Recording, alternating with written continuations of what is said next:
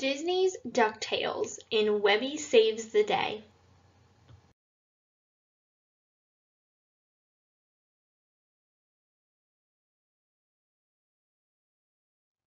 Donald Duck was away on a trip. Huey, Dewey, and Louie went to stay with their Uncle Scrooge McDuck. A few days after Donald left, the boys wrote him a long letter. The boys wrote, "Dear Uncle Donald, we hope you are having a fun trip. As soon as we said goodbye to you, our adventures began." The letter told how Scrooge's helicopter had nearly landed on them all at the dock. The pilot was Launchpad McQuack, of course. He picked up Scrooge and the boys. Soon they were on their way to Scrooge's mansion in Duckburg. Launchpad was good at flying helicopters.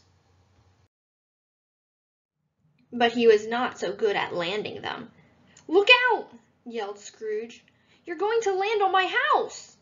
"Don't worry, Mr. McD," said Launchpad. "I don't land on houses." Launchpad was right. He didn't land on the house, but he did land in Scrooge's fountain.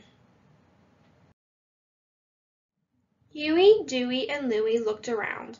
They were worried. What will it be like here? The boys wondered. The mansion looked more like a prison than a home. "Remember, boys," said Scrooge, "no touching, no playing, no running, no anything while you are here.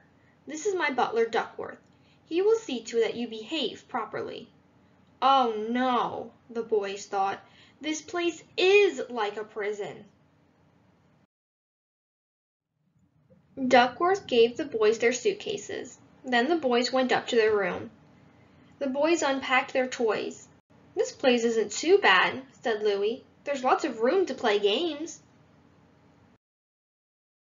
The next few days were not easy for poor Duckworth. He was used to serving tea. He was not used to keeping up with 3 playful boys.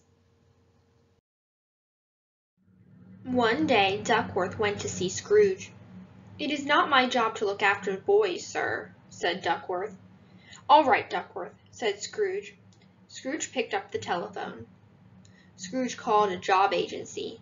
"Send me a babysitter right away. She must be used to handling wild boys."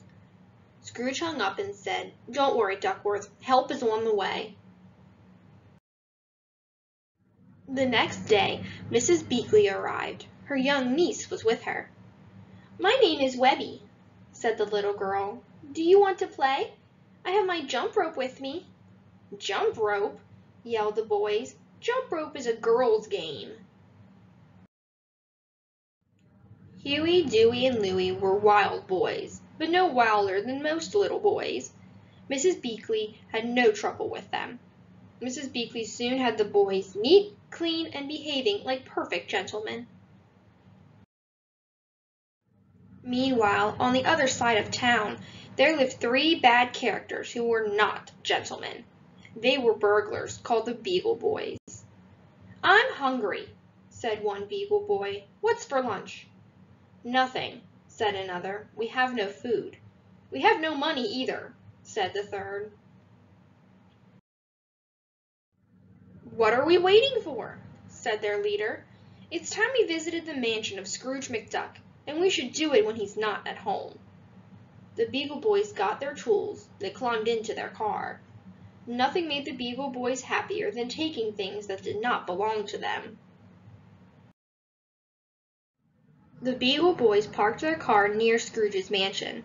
Then they hid behind some bushes.